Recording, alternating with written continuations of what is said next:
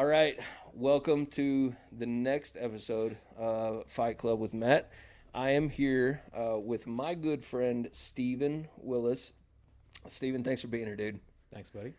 I'm excited about this, and I should let everyone out there in the internet world know that this is the second time that we've had this conversation.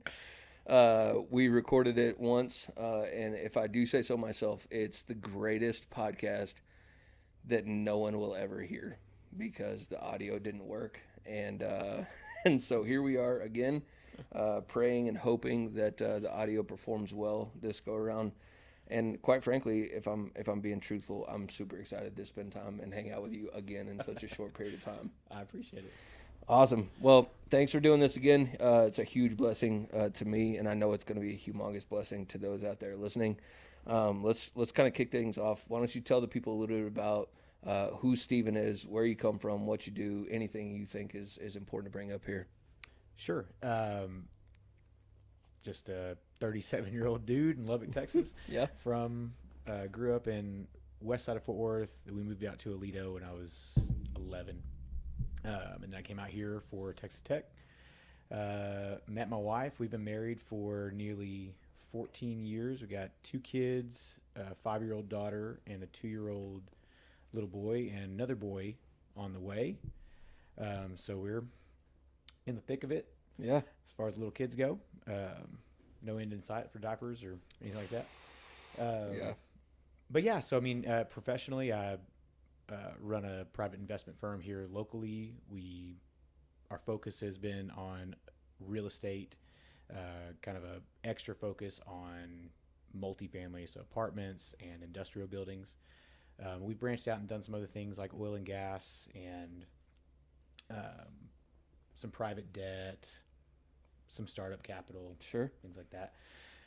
And prior to that, I owned and coached at CrossFit Lubbock. Yeah. And yeah. I ran that for 4 years and then made the not so subtle transition from fitness to finance. So Yeah. here we are. Man, that's awesome. I love that, man. I think that it's really cool and something that we've had this conversation before, but I'd love to rehash it a little bit. Is the transition that you actually made from coaching CrossFit, owning a CrossFit gym, and taking a handful of athletes to the games, and then making that transition. Talk a little bit about how you fell into the finance world, because from my understanding, it was a fall. Yeah. A gradual. Well, yeah. So I mean, my first love's always been fitness. I mean, I Yeah. love that stuff. I mean, you have to be 18 to get your personal training certificate. So Mhm. when I turned 18, I signed up for Nice. like my first course to go through. Took the exam. I was like late to my high school graduation because I was coming from the exam Yeah. place, and so I'm like walking the stage in shorts. Anyway, and I started training people, and so that was 2006. I started training people in 2008, late 2008, about October, I think. I ran into CrossFit, started doing that, and pretty quickly started transitioning a lot of my clients into that sort of thing. Yeah. And then eventually made my way into an actual CrossFit gym instead of a YMCA or a rec Sure. center. Yeah. And then eventually partnered with a guy out here named David, and we started CrossFit Lubbock. Yeah. And what I would say I was good at was drawing and helping and creating an environment for athletes. Yes. And so that was kind of who came, was people who who were good, they were fit, they were athletic, and they wanted to be great. Yes. And that was kind of where I excelled. But I didn't excel as much. I would say I was competent, but with kind of the everyman, the stay-at-home mom, the CPA, that person, it could have been some of it not being what I was good at, and it could have been some of just like when you start attracting a lot of athletes, that's sort of a compounding problem, because you get people that walk in the door and they're like, hey man, I just kind of want to work out like 3 days a week and get a little fitter. And I don't feel like this place is for me because everyone's in here throwing around crazy weights and screaming. And anyway, so, you know, I loved it. I have a lot of sweet memories of that. But I never was good at monetizing it. Sure. And so, well, correct me if I'm wrong, but I feel like athletes have a lot of muscle and not a lot of cash. Yeah. They're usually young and driven and broke. And so they show up to your gym and they ask for an open gym membership, and then they stay there for 6 hours a day and train like oh maniacs, my goodness, and just abuse all of your equipment and facility. Yes. And so, and again, I mean, I love it. Like, that is still my fondest memories. Yeah.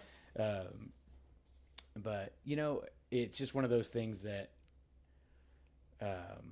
I think when your financial struggle is tied to something that you love and are passionate about, it starts to suck that love and passion out of it. And that's always a kind of a warning I always have for kind of young entrepreneurs is like, hey man, be careful with that advice of follow your passion. Because sometimes you're not very good at making money with your passion, and it should just kind of stay like a hobby. Right. Because if you're struggling financially and it's tied to something that you love, you may end up hating it. And that's I did not like getting there. It took me a couple of years after I sold the gym to really fall back in love with fitness. Wow. And so, but how I got into finance, I was in a group with some guys. I guess I'll tell that story. We started in 2012. It was a group of, we were all newlywed, fresh out of college, you know, no money or maybe negative money with tons of student debt. And it was kind of like this Dave Ramsey club, get out of debt club. Sure. It was basically the kind of the mentality behind it was, hey, we're like, you know, 24, 23, 24, 25. And, you know, we wanted to be intentional with who we spent time with. Kind of took that. Yeah. You are the average of the 5 people you spend time with seriously. And so we set up this group to meet weekly, where, you know, it ebbed and flowed as far as like what kind of theme was, but there was always this goal setting piece to it. Yeah. And so you always had to show up and report. So, you know, you may show up in January and say, okay, here's all my goals. And it might be like 10 different items. Sure. And you report to the group every week. Here's what I did on each of these to move the needle forward. Actionables. Okay. Right. Yeah. And so, you know, you get super tired of showing up and saying, well, I didn't do anything. Didn't do it again. And so you either start doing things or you stop showing up. So a group that started with like, you know, 15 or so wound up being like a core group of like 6 dudes. Yeah. And as it grew, or as we grew as people, it just, you know, kind of became this sort of like entrepreneurial, kind of almost like a business incubator where people would come to the group with an idea. And not that we had any experience or like knew anything, but it was just nice to have like someone ask dumb questions and like poke at it a little bit and sit, you know, maybe there's something that you hadn't thought about or whatever. And so through that, there was a couple of guys, Albert and Tanner, that were flipping houses together. And then they eventually got their hands on this 16-unit apartment here in Lubbock. Okay. And they brought that to the group, and, you know, I think it was $800,000, and with down payment and some rehab money, they needed $250,000. And the group was like, what? Like, okay, well, y'all don't have any money. You have no experience. Like, what are you talking about? Like, this is, how are you gonna do this? Yeah. And Tanner was a finance major and understood, you know, syndication, which is, you know, you basically are partnering with guys who are the equity in it. They'll bring the money, and you are bringing like the sweat equity. So if this deal goes well, you make a little bit of money. Sure. And the lion's share still goes to the investor. But they brought that, and so then someone was like, well, who's going to invest in this? And they were like, we don't know yet. and I was like, well, it actually sounds pretty interesting. And I was getting a little bit like crispy with, the gym ownership thing Sure. at that Yeah. point. And I was like, I think I might be able to help y'all raise money. I have some investors or some clients who are pretty wealthy, and they trust me enough to like give me a straight answer. So like maybe we could do something. Yeah. And so that was sort of my in, and that's exactly what happened. We put together a package. I went to one of my personal training clients' office, and he sits me down. And he's like, "Hey, man, I don't know real estate, so most of this is gonna be over my head. So I'm gonna bring in, this guy who works for me, and he used to be an analyst for Trammell Crow, and Wow. if you know Trammell Crow, they're monster real estate company, put together $1 billion funds and all of that. And so, and I knew this, and I was like, oh crap. Okay. And so, and I got humbled pretty quick. Not that I came in cocky, but it was like, oh boy, I really don't know anything. Yeah. So I went back with the 20 questions he gave me, and we kind of sorted through those and got those questions answered. And we went back, and then there were 20 more questions, and we kept doing that until eventually the deal itself actually answered the questions. And so that was, so they wound up investing in it. We took a small piece and made very little on it, but it wound up being a huge win. After 15 months, we were able to sell it, doubled everybody's money. And, so the guys who put in $100,000 got a $200,000 check at closing, and that felt good. Wow. But it was also like this moment of, I think what if we're onto something here? What if we did this with 50 units or 100, or like, what if you built up to like 1,000 units? And so you start thinking about how, this could be like a thing. Yeah. And so that was what we did. We just grew it. We bought a 44 unit deal, and then a 105 unit deal, and then a 209 unit deal, and a 320 unit deal, and just kind of grew organically through that. And so in 2018, we had our busiest year on the capital company, and it kind of got to a point where it was like, okay, the gym is busy. It demands a lot of my time and attention. This is busy, and it demands a lot of my time and attention. One is providing for my family. The other one is like a super fun hobby. And so I needed to cut one of them. Yeah. And so I sold the gym, and hadn't looked back. Yeah. So. And I think it's been an awesome transition for you. I think that all the conversations that we've had about like all the lessons that you've learned over these last couple of years have been earth-shaking for your life. Like, you know what I mean? Yeah. Uh-huh. I think it's a big deal.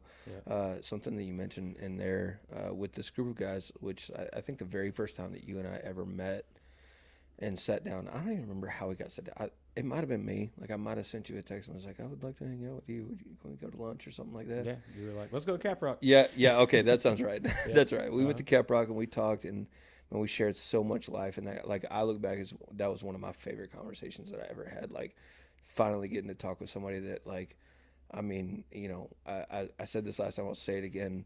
Steven is hands down one of the most goal-driven individuals that I've ever met. And I got to learn that because, like, what you're passionate about, you talk about no matter what. Whether it's cast iron pans or taxidermy or fly fishing or, finance or artwork, whatever it is that you're passionate about, you'll find a way to sneak that mug into every conversation that you have because you're passionate about it. And in that short conversation we had over lunch, I learned that you are fueled by goals and having a target to be shooting for and having something to be occupying your God-given energy to complete something. And so we talked a lot about like core values, and I remember that conversation and developing those out. But then you also shared a lot with me about goal setting and what that, because the reason I brought up that lunch was because that's where you told me about that group of guys that you met. And And I was like, man, that's a fat. Like I do some of those things in the spiritual realm, like Yep. in Christian discipleship, Mm-hmm. but it actually had just kind of fallen on deaf ears to consider doing this professionally. You know what I mean? Mm-hmm. Like, and I think that sometimes it can be one or the other. Like I Yep. think that people can fall into, and so like that was really encouraging to me. Talk a little bit about goal setting. Talk a little bit about because I might be wrong here, but I don't think since I've met you, you haven't had a thing that you were going for, whether it was 75 hard, a Spartan race, a triathlon, a powerlifting meet. I don't know, dude. Like, correct me if I'm wrong, but like Mm-hmm. you've been chasing something since the day I met you. Mm.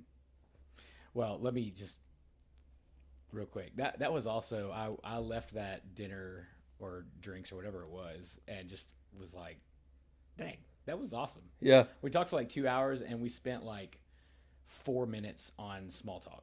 Yes. You know what I mean? Yeah. And it just Yeah. like I was like, I like guys like that. Just go, just let's like cut to the point. Yeah. Yeah. Yeah. Anyway. I love that. Okay. So I'm sorry. You said how I go about goals.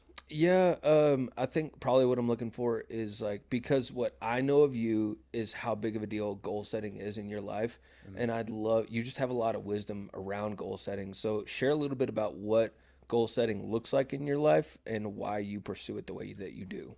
Okay. Um, I think the why is I maybe it's just a deep awareness of how bad I suck. Uh, and like I'd like to get better at Yeah, a lot of things, yeah, and I don't know how to do that other than goals, and then uh, go one step further. You track your goals, and go one step further. You have like guys that are going to be checking in on your goals that yeah, you have to report to. yeah, Kind of like accountability group, but it's really like deeper, I would say, than that because they know you well enough to call you on your bull crap, yeah. and yeah. I Anyway, loved what you said, actually, by the way. I loved what you said a second ago, where you said you either start making moves or you stop showing up. yeah, Like that, I think that hits home real quick because that's exactly what it looks like in a Fight Club scenario. Like yeah, when you're asking somebody to grow in their walk with Christ, like, and they show up week after week after week after week, being like, I didn't read. Oh, hmm, sorry, life got busy in yeah. the last 6 days. Hey, bro, what we doing? I didn't Yeah, have 20 minutes. yeah. Like, they either start making moves or they'll It'll stop showing fizzle up. out. Yeah, yeah, Yeah, exactly. And that I've seen that quite a bit. Um, the how we do it has always been kind of designed similar to like when you said core values. I was like, I never called it that, but that's basically what it is. yeah, It's like you yeah. have these, and probably most people internally have these categories. Sure. It's like Yeah, I want to win financially, and I want to get in shape or stay in shape or lose 30 pounds or whatever. So there's like a fitness one, and there's usually like, yeah, I want to be a good dad, I want to be a good husband, sure. and um, so on. So for me, and these kind of change every year as I kind of reset, but there's always this same sort of theme. So it's like financial slash career is a category, Okay. and then there's goals within that, Sure. and then fitness is a category. There's goals within that, and then there's family, and then there's personal growth, personal development, whatever you want to call it, just Sure. like you're learning, whatever, and then like fun, adventure, whatever you want to call that, like Yeah, something yeah, that's yeah, yeah, kind of for you, yeah. that kind of you might be emptying out on some of these things, and what like fills you up, Yeah.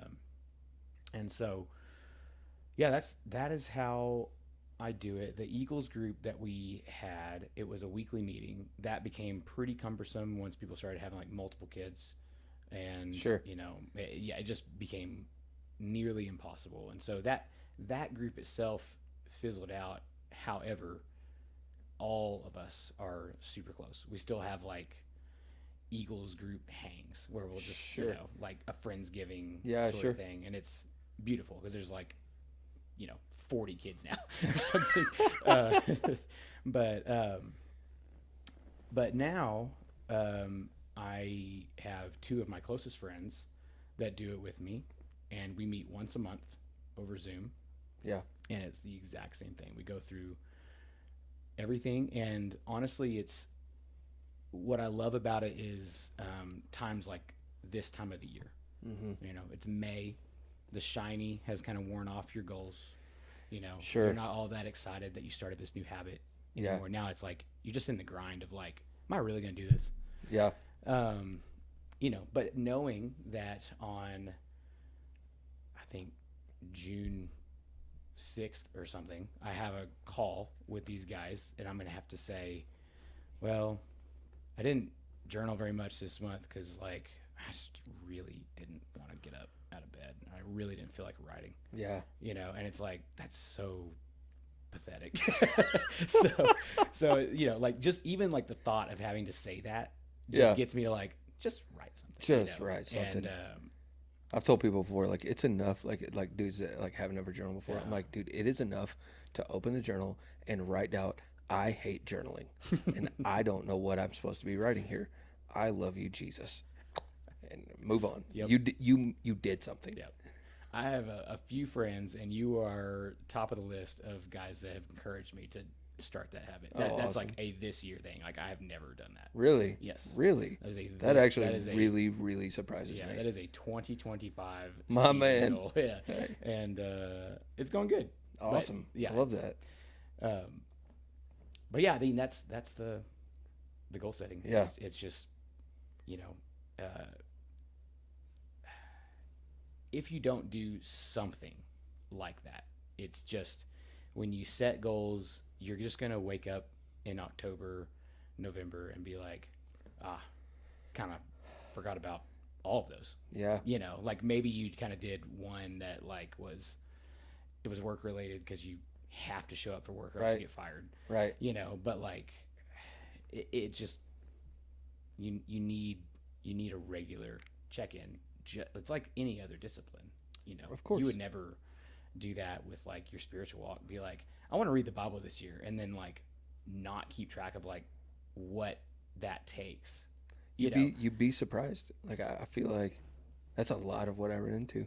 Yeah. Like I'm not saying it doesn't make it lame, Mhm. like but I feel like I see that like quite a bit now, where it's like, you know, the way that you're living, it's that's the narrow road. Like you know what I mean? Yeah. The wide road is on January 1st. Oh, I'm gonna lose a bunch of weight, and I'm gonna read the whole Bible in a month, and you know I'm gonna do this and I'm gonna do that, and then I'm not gonna take any steps, but I'm gonna let everyone know that that's what I want to do. You know what I mean? And I was when dopamine hit from your yeah, announcement. when I actually, who was it? I think John Gardner, when I had him on this podcast, that's exactly what we talked about. That you get such a dopamine high from planning and telling people and thinking about it, that it's almost like this big dopamine rush of like, in your mind you're already there. Yeah. But in your reality, you haven't taken a step yet. And a lot of times that dopamine hit was enough to satisfy your craving so you don't have to. Yep. And so like I actually am a big fan of my counselor, who is an incredible man. One of the things that he was a big proponent of was like, just make the move. Like make the move and fail hard and keep going, and figure it out along the way. Like don't make all the plans out of the gate, because you run the risk of making all those plans and then being satisfied with the thought of it, instead of just doing it and then figuring out and then looking back and being like, man, I did this. Like, you know, I took this step. Yeah, well, I mean, and don't get me wrong, like I'm not unique or special. Like when I set, like I think like you are. December, when I'm like setting my goals for next year, it's like my favorite time of the year. Like Yeah. I get a huge dopamine high. From Yeah, it. big time. I love it. But if I don't have this, like I'm also not special in that, like if I don't have some community around me going, like walking this with me, Right. and the closer the people, the better. Yes. You know, like that Big time. that know me. Yes. Then, man, like I'm gonna fall off just like everybody else. Dude, well, in the same way you said me for you for journaling, like you've been one of the guys in my life that has really challenged me to set goals. I'm actually going to hand it right back to you. Prior to this year, I had never set goals ever. Never did it. I was always a big proponent of life change and not goal setting.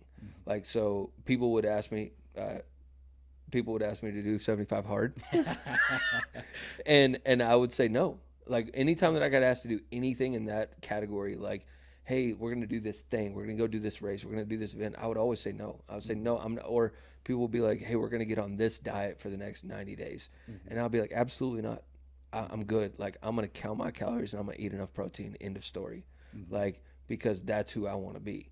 Yeah. I don't want to do something crazy for 90 days that I won't be doing on day 91. Period. Right. Like, and so that was, and there's part of that was good, because there's some good to that, but there's also, like, I was also missing out on the joy of, like, putting a big check next to it, being like, I did that. Sometimes it's just fun just to do something kind of dumb that you're not sure you can do. Yeah, like, absolutely. Like, that's, like, the bit, like, 75 hard is, like, fine, but the benefit for me is, like, it was like this, it's just like this little boot camp you put yourself through, that it's like, when you get to the end of it, you can say, I kept a promise to myself. Oh, wow. Like, I can trust my own word. Like, when I say I'm going to do something, I do it. Oh, and, I love that. And that's a big one. Like, that's like, the whole, like, you want to surround yourself with people you trust. But my question is always, like, do you trust yourself? Like, do you trust that when you say you're going to do something, you're going to do it? Because, boy, you can get in a bad rut with that. Wow. Like, any goal you set, you don't, like, there's a part of you that you're like, you're not really. I know I've lied to myself before, so I don't know, but starting this year, right out of the gate this year, first time ever, and I was really insecure when I did it. Like, in my journal, I wrote down 2025 goals, and I wrote like 6 or 7 or 8 different goals, and I was just sporadic, like, no aim, no target, no parameters. Like, I was just like, I want to quit the current job that I have, and I want to take a big risk. Check. Yes. I want to start a podcast. Check. Like, and there's a handful of other things. There's probably 5 or 6 things that I've already checked off.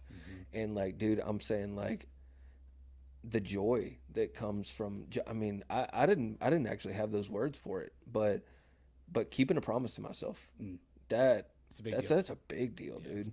That's a big deal. That's awesome. I really love that. Tell me, we've talked about it before, but which is going to be the recurring theme here. But tell me again. But I'd like you to rehash this. I want you to talk to me about, because the specific space that you're in the realm of finance, with the gang of guys that you have around you in your workplace, with your marriage, with your church, with your community, with your fitness groups, like, all the things that you're doing. Stephen, I want you to tell me what it looks like to fight sin in your life, and what it looks like to fight for faith in your life. Kind of a twofold question. Yeah. I think not dissimilar to the last answer is it's in community. A lot of it, obviously with the Tanner hit on this on his was just like, it kind of starts with you, like your personal disciplines, which I totally agree with. Like that, like for the fighting in the faith, like that, it starts with that. It starts with your personal disciplines, but having close friends around me that, can call me on my bullcrap, can know when I'm being hypocritical, know when I'm being inconsistent. Yeah. I mean, that's just and really, like, one of them is a business partner of mine. So what I'm going through is what he's going through. So we really, we have a deeper layer there of, like, praying for each other, really, and each other's families. How are you doing? And checking in, and so that that's huge. And I think what I mentioned last time was like a huge untapped resource that I think a lot of men miss out on is spouse. Yeah. Is your wife. I mean, I know you can't like I know you. It's never just a. You know, I want to be careful of. It's not just your wife, Sure. and not having any men around you that can speak into your life. It's also not just your bros, and she doesn't know you. Yes. And so it's both. And so I think, you know, for me and Alyssa, it hasn't always been this way, and I hope that we keep growing in that. We are far from perfect, but I mean, she's someone that, you know, she knows my deepest struggles better than anybody. Yes. You know, and she um, kind of repeat one. I think you were talking with Claiborne. I had honestly never heard this as like a verb before, but gospels. She gospels me Yeah. more than anybody. Yeah. You know, if I'm going to her when I'm struggling, or going to her when like, man, it's like a rough day at work, you know, she either has some bit of wisdom from the Lord, from Scripture, and if she doesn't, she's like, hey, let's pray about it, and we'll stop what we're doing right there and just pray. Yeah. And that's like, those are really beautiful moments. Yeah.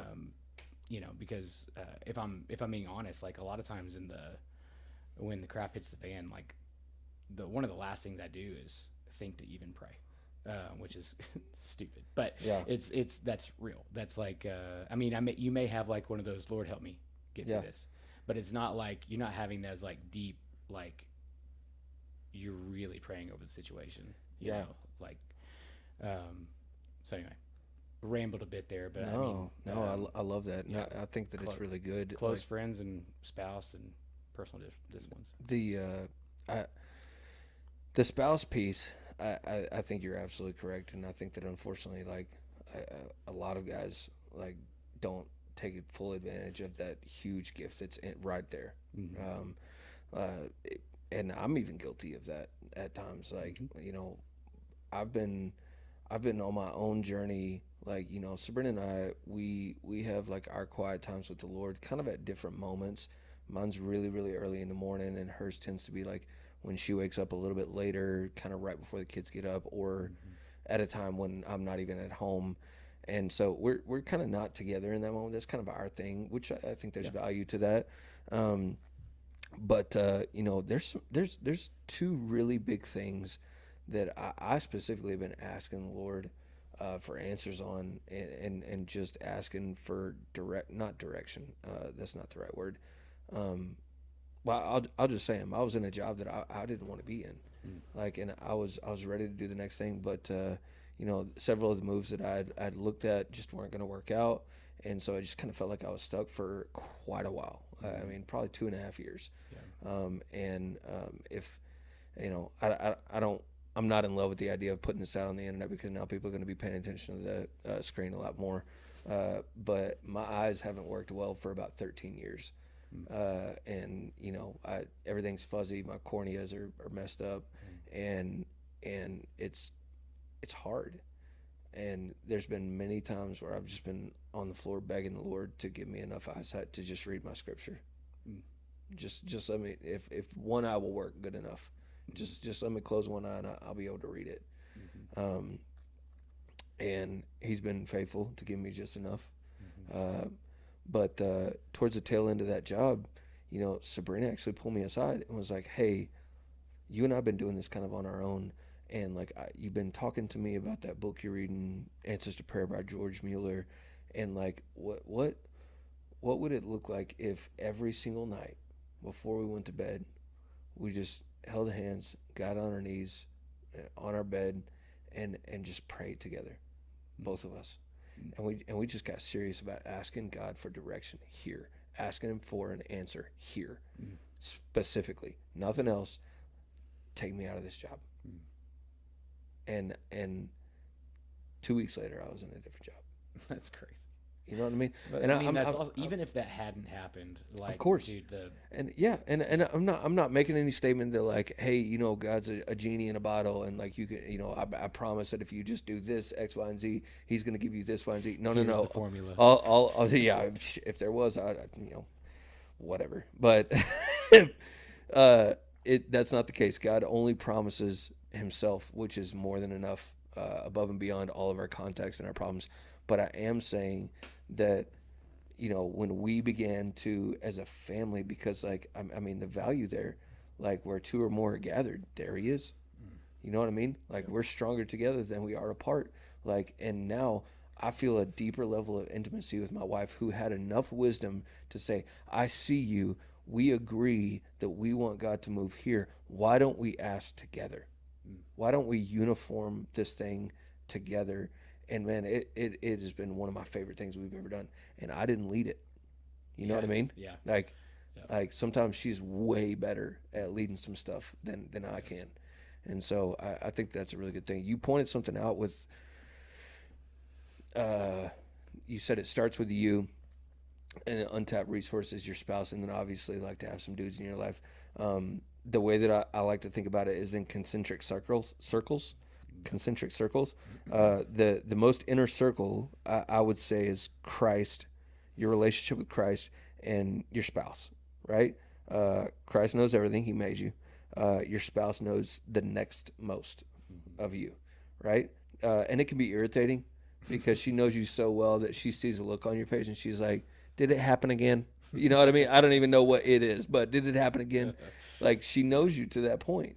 And then the next circle out is going to be what I would call a fight club, what I would call your dudes, your 3 a.m. friends, your soldier arm to arm in battle right next to you. And then the next circle out would be close friends. And the next circle out would probably be like Facebook friends. You know what I mean? Like they see you in a hallway, they'll give you that awkward white people nod. It's like, yeah, that right there. And that's it. That's all they know about you. And the beautiful thing is that people on the outside, they can move in if you let them. But that innermost circle, it is reserved. There's things in a fight club that I do not share that are for my wife. You know what I mean? There are those things. But I will say in a fight club, there's nothing that I share there that I have not already discussed with that inner circle of my wife. Yeah, that's huge. Do you know what I'm saying? Like, I'm never coming to a fight club and telling them about something that happened at work that was, or some difficult situation that my wife has not already heard about. Like, and I think that that's really important. Same thing goes for the next outer circle of close friends. I'm not telling some dude, that's, a close friend, something that my fight club and my wife have not already heard about. You know what I'm saying? Yep. Like, I think being known is one of the biggest keys to moving forward, like well and quickly. I like that a lot. I think that's an easy transition for marriage, because I love you and Alyssa's marriage. Like you guys have been, man, one of those couples, dude. Like when we spent our time together in our small group with you and Luke and Abby, like that was a highlight point in our life. Like we loved walking through that. So talk to me about marriage, particularly as it pertains to like caring for your spouse, because I have a sneaking suspicion that caring for your spouse the way that Christ calls us to and the way that it's done by and large are two different things. I mean, of course, she has a tab in my Excel sheet with my goals. Yep. She's not a separate sheet. No, it's no, it feeds into the main sheet. Yeah. Okay. Anyway, so I mean, there's practical things. There's a part of my journal that's for her. There's, so there's like the habits, things of making sure there's regular like connection, like we're putting phones down, we're talking eye to eye, face to face, and then there's like on purpose separate. Also, like giving her, she's quite introverted, so like the alone nights are like her favorite. It's like I can come do this, I can go to the range, I can do whatever I want, and she gets to just like sit in quiet and not be touched by anyone, and she quite likes that. think a lot of wives like that. Yeah, I think so too. Especially mom wives. Moms of small kids are big Touched, fans touched of that. out by Big 5 time. o'clock. Yep. Big time. Yeah, so there's just the practical side of like, you know, I make a joke that she has a tab on my Excel sheet, but like, wouldn't it be sad if I had all of these, you know, goals and she wasn't a part of that? Oh, You yeah. know, like if our marriage wasn't a part of that, like if I didn't want like a better marriage every year. Yeah. Um, but I think, you know, we struggle. Our struggle has been in like the communication realm of like, I can be too reserved where like I'm not sharing, like that's, you know, and then she can too, and we're just kind of become like these two ships passing in the night and don't see each other, and Yeah. like we can't talk to each other. We're just kind of talking at each other. Sure. And one thing our counselor really helped us with a few years ago was, you know, we were in the middle of just like our communication sucked. Like it was just we were at a low spot with that. And you know, she was just like, I hear these arguments, and you know, kind of in the nature of an argument is you're trying to win, like you're kind of stating your case and you're usually rebutting their case, and the whole point of that is to win, and we're both competitive jerks at times, and we want to win. We're both very competitive. Even the dumbest things, like of who has it hardest with household chores or you know, a harder life or schedule, whatever. It's so dumb. Anyway, but she was like, what if we pulled in a third entity into this argument? You know, and so we have Stephen and we have Alyssa, but we also have the marriage. Okay. And how do we help the marriage win here? Yeah. And that, like, as simple as that sounds, it was almost an instant like reframing, you know, of like, you know, you have to build that muscle of like actually thinking about that, but also like you don't, like there's kind of this almost instant like, oh yeah, we're like on the same team, and like of course we want what's best for the marriage. Like this is like a non-negotiable. We plan on staying married our whole lives. Yeah. And so anyway, that little nugget was super helpful for us. I mean, of just like, we still argue, like we still disagree because we're humans. Like, right. Like, you know, like we are going to have different opinions on lots of things. We're very different people. Yes. But even in that, like getting to the resolution where the marriage is stronger is like, it's really it's like fun. I mean, not that an argument is fun, but it's like it's fun to like feel like we get through a disagreement and we are closer rather than further, and we're like in this 3-day Cold War. Yeah. You know. Yeah. And so, anyway. Yeah, I think that's good. How long have you been at Redeemer? Either 2015 or 2016. Was Brian Pageant there when you started? I know that name. He's the planner that went, I believe, up to Oklahoma. Redeemer Stillwater. Man, he might have left like right when we got there. Okay. I mean, I know that name well enough to where I think he was there for like a few weeks or something. One of the things that he said about marriage that kind of always stuck around with me was, you know, think about your marriage like you think about your kid. Like, however old your marriage is, that's about where you are in kid stage. You know, so you're 1 year old and you don't have words. You're screaming and throwing tantrums and no one knows why. And, you know, you're 5 and you've got words, but you have no understanding. And like, you can't piece things together logically, but you know what you want and all that matters. And you know, something seems to be true about that throughout our whole life, is that we just want what is best for us at all costs. And it just kind of always, it gave me a little bit of grace and peace to myself to understand, like, okay, we're 3 years into marriage. Like, I can't expect a 3-year-old to be able to understand like why we need to have natural light versus artificial light. Yep. You know what I mean? Like that was one of our earliest fights. Like I remember it to this day. I was like, dude, you better turn that off, dude. Like what is happening? Why are the big lights on? What is going on? Like like I said, I've had bad eyes for 13 years, dude. So I was like, you better shut that down so I can see. No, I love that. We kind of had a similar a moment. Mark and Grace Driscoll. This was pre him falling out and going crazy, so it was still good advice. Okay, so whatever. No judgment either way. But he had this book called Real Marriage. And I don't even remember enough about the book to even give it a recommendation, except for this one piece. There's one thing in there, and he just wrote out an equation, and it said something to the effect of 1 sinner plus 1 sinner does not equal perfect. And it just, and then he went on to talk about the value of being teammates. And he said something in there that Sabrina and I literally to this day still use. Like if we get in arguments or we get upset because we're human, and like I like pizza and she doesn't, like, you know what I mean? We have differing opinions at 1,000 things all the time.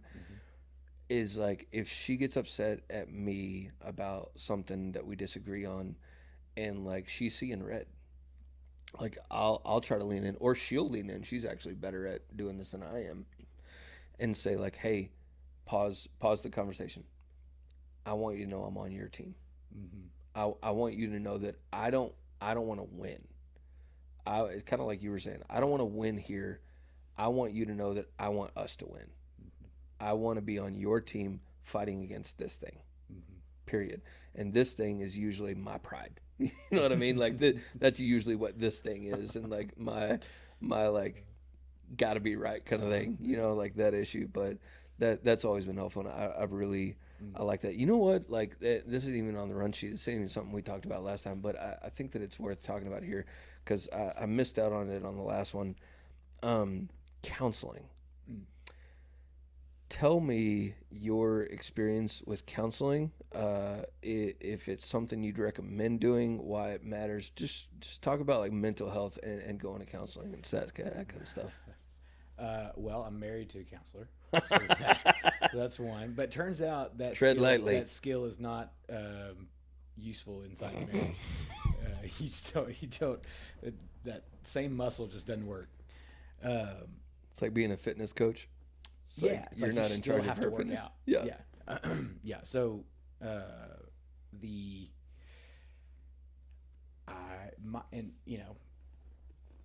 my opinion, it's actually really similar to the fitness world. Is like the trainer matters a lot. You know, like yes. there's a ton of coaches and trainers out there. Yeah. And like most of them are terrible. Yes. So it's, you know, it does matter. So we've had good counseling and we've had not so great. We've had, I would say, kind of like mediocre. Our premarital counseling was like laughably bad. It was horrendous. I would like still we still like talk about that. It was so bad. Oh my goodness. Anyway, so and you went back after that? Not to that person. No. I think at that point we knew that I was like, there's probably some better ones out there. Yeah. This was maybe a bad recommendation. Yeah.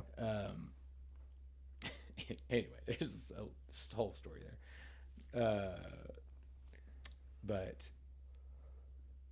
yeah, I mean, so we found someone that we really like and trust and can be real with, and she can kind of speak to both of us, and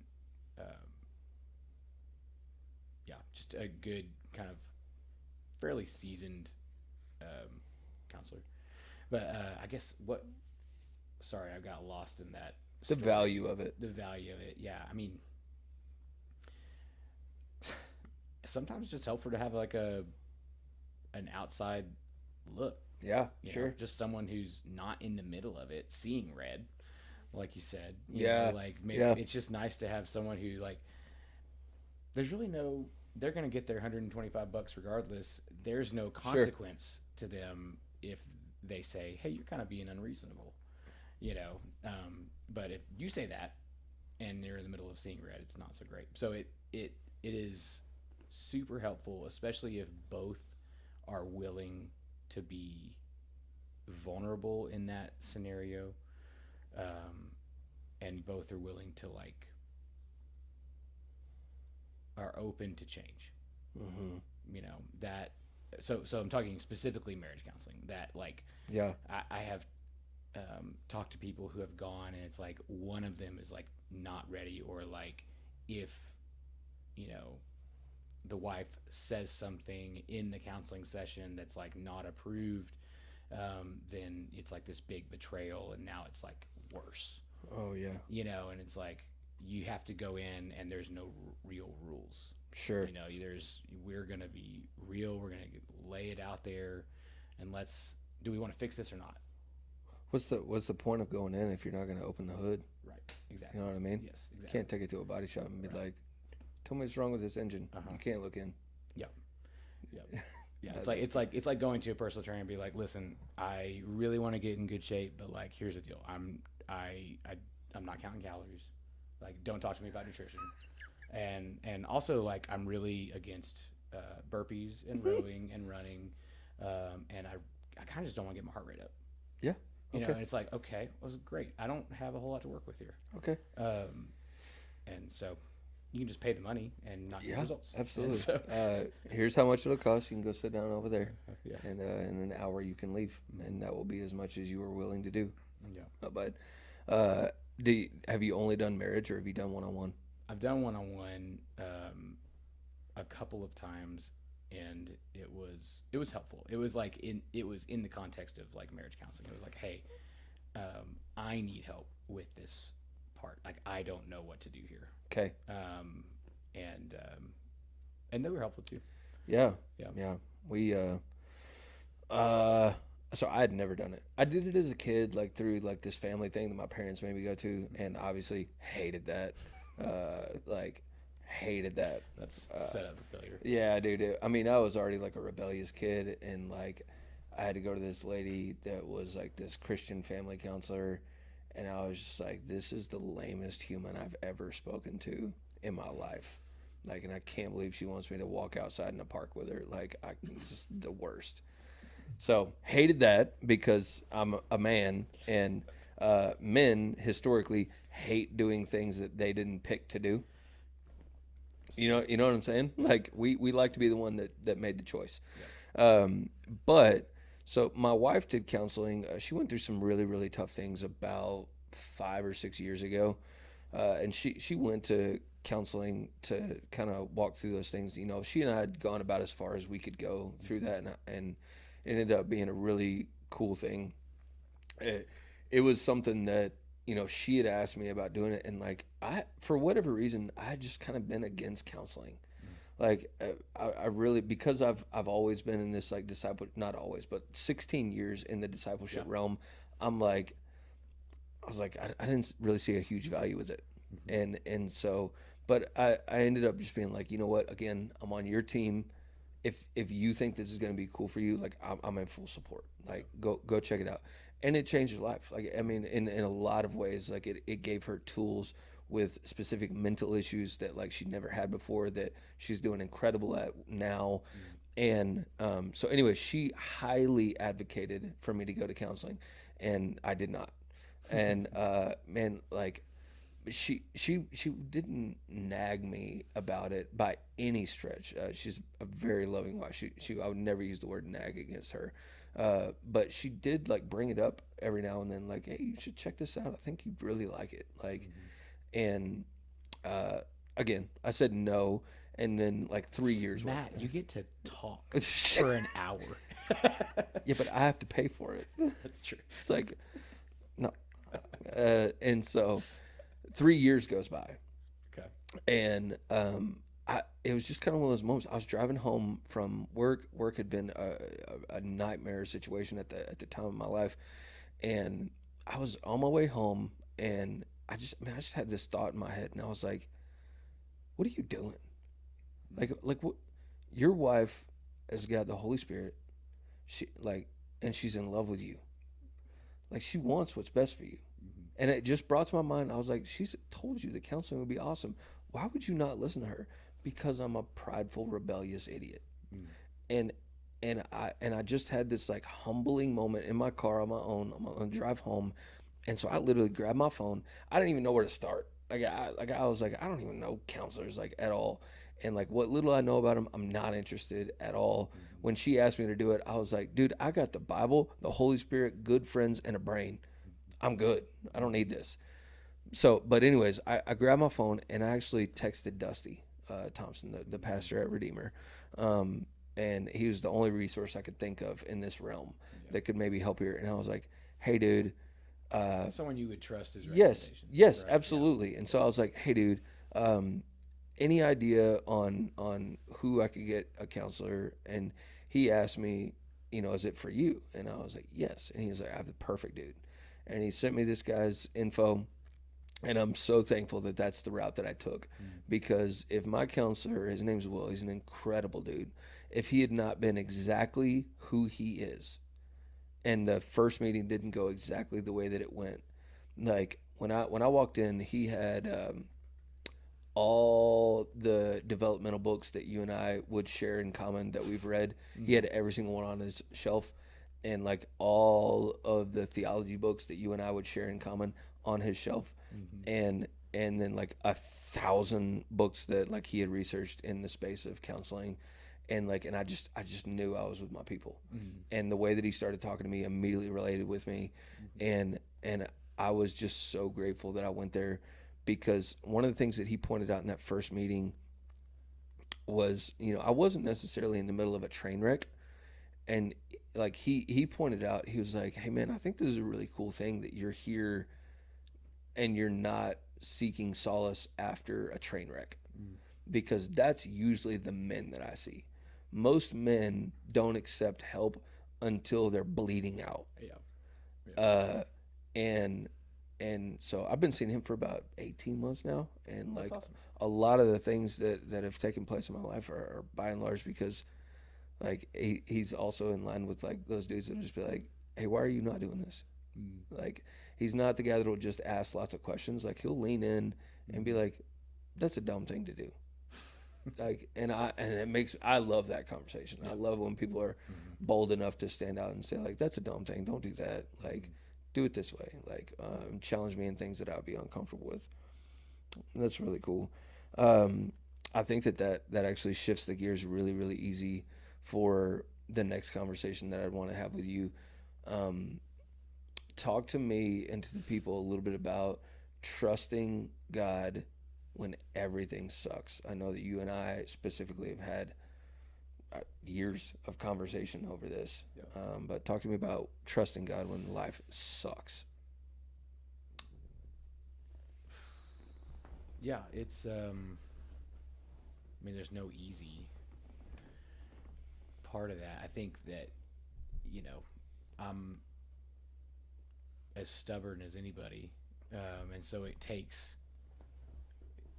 a lot of beatings to drive home a lesson. But man, I think what I've been confronted with lately, the last few years professionally have been tough. Like it's just been the market's been difficult, and just, business has been hard for multiple factors. And I'm I'll be vulnerable here. Well, this doesn't make me, I guess, unique. I've always wanted to be like I've always wanted to have money. I've always wanted to be rich or wealthy, which kind of sounds gross to say out loud. But it's not only that like I've wanted that. Like everybody wants that, but it's kind of like I like assumed that it was like in my future. It was kind of like, oh yeah, I mean, of course, like I'm gonna like just pedal to the metal. Let's go. Yeah. And one thing I've been confronted with lately is the reality, which here's another is like God doesn't promise that. He doesn't promise riches. In fact, he's like, there's a ton of warnings about wealth in Yeah. Scripture, Yeah. and what he does promise, you said it earlier, was he promises himself, he promises salvation for those who believe. Yeah. And but what I think the question where I'm getting to that I have been confronted with is like, okay, is that enough? Oh. And that is the like stir in my flesh that happens when I'm confronted with that question is really uncomfortable. Yeah. And I would actually challenge anybody to like take the thing like you really want. Like it's like I really want to get married. I really want kids. I really want whatever. And it's like, okay, let's say that never happens. Like is God enough? Is that like, you know, is what you is today, like if it all goes away, is that enough? Because it does eventually go away, like everything does. Like it's like all it is Yeah. eventually Yeah. just God. And so that has been like a wrestle over the last, you know, I would say that right there in particular has been like more over the last like 6 to 9 months. That wrestle has been difficult, but at the same time comforting in a very strange way. Yeah. Of just like, man, you know, like you have Christ, but you've like so much more. I mean, like not to you can add to grace or salvation or whatever, but it's like God's given him giving you himself. He's given you eternity with him. But in the meantime, what a beautiful life. Like what amazing family. What a great wife. Yeah. What amazing community and friends that he's put in your life. That like, you know, yeah, that's kind of one of those. I know that you've told me multiple times that, you know, y'all on repeat with your boys is, you know, everything good comes from the Lord. Yeah. You know, and Yeah. that's like, that is like a beautiful reminder of, you know, maybe the thing you want is even like isn't even that good for you. But Yeah. anyway, he's a good father, and that provides a lot of comfort on those tough, you know, anxiety-ridden nights. Yeah. You know, One of those little little ticks that I do throughout the day to stay in line as best as I can. Like I'll put little like alarms on my phone, like one that's on my way to work, one that's at like around 2 in the afternoon, and one that's on my drive home. Is about when these things hit, and they just have a little prayer emoji, and it's just a reminder to pray. And what I'll use those for, like the morning one will generally be asking God to give me sight for today, and then praying for my family, and praying about the work day ahead. Yep. And then I'll do like a memory verse in the middle of the day, and then I'll do like my community and the nations, like in the afternoon. Well, one day,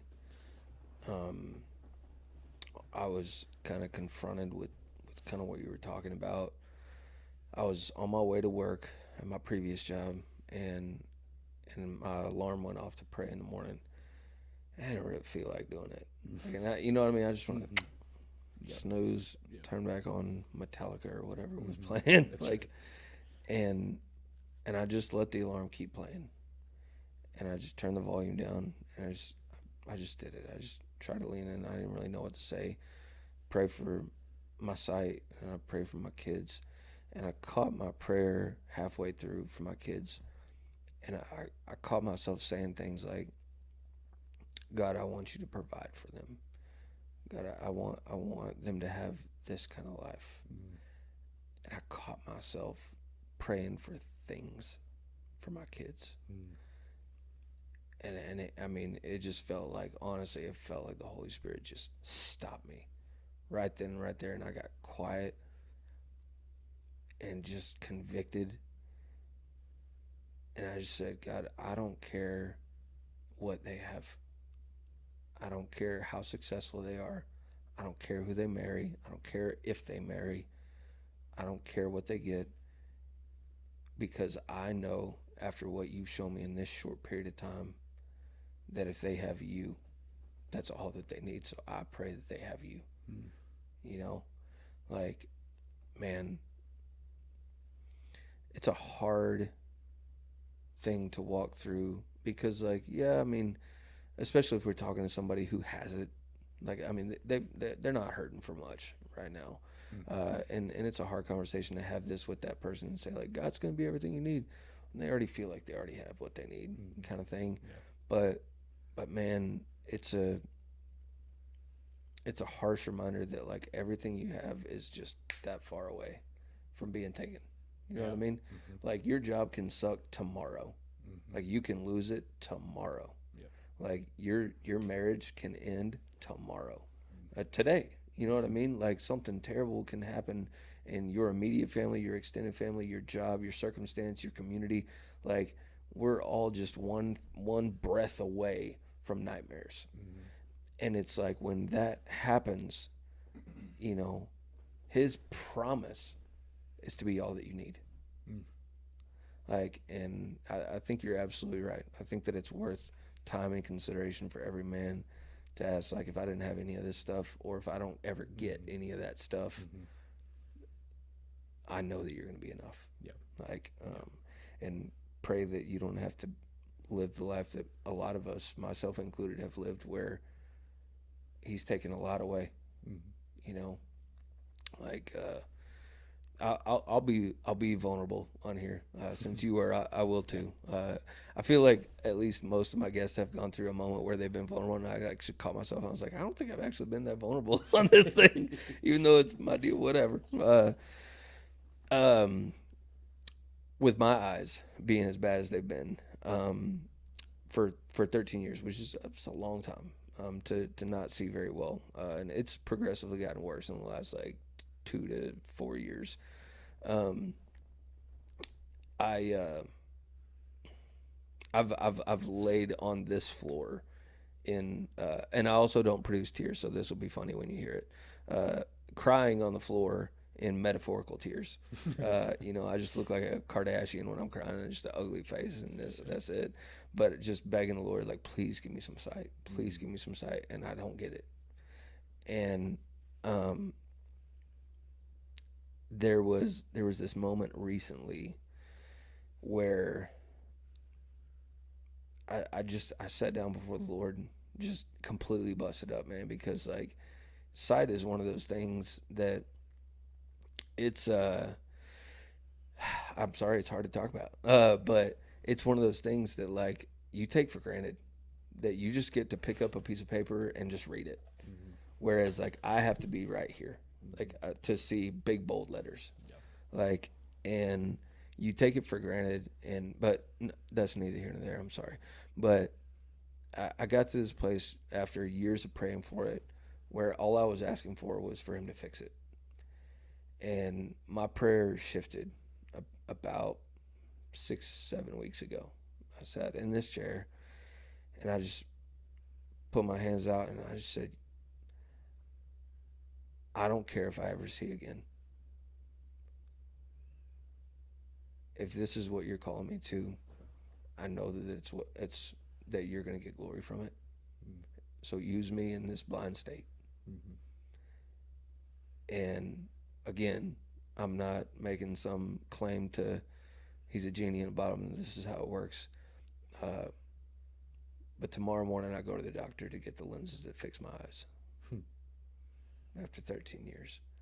And again, I'm not saying that made it happen or any kind of nonsense like that, but I'm saying, like, it's a lesson that I had to learn, that, like, I had to come to a place where I said, you are enough. You're enough. It's not you plus my eyes. It's not you plus a great marriage. It's not you plus a lot of cash. It's not you plus being approved by my community. It's not you plus successful kids. It's you.